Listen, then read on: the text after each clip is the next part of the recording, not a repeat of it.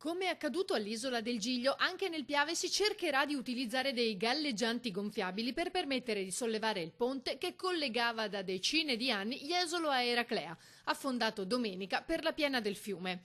Questa è solo una delle ipotesi al vaglio dei proprietari, che dopo aver fatto alcune riunioni con le amministrazioni dei due comuni stanno incontrando ditte specializzate per programmare l'intervento di recupero.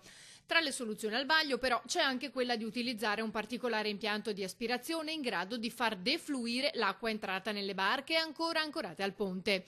In questo modo potrebbe tornare in superficie anche da solo, senza ulteriori interventi e costi decisamente inferiori.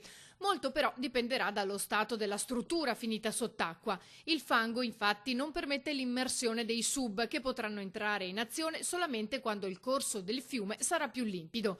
A quel punto si potrà avere un quadro più chiaro e decidere come intervenire.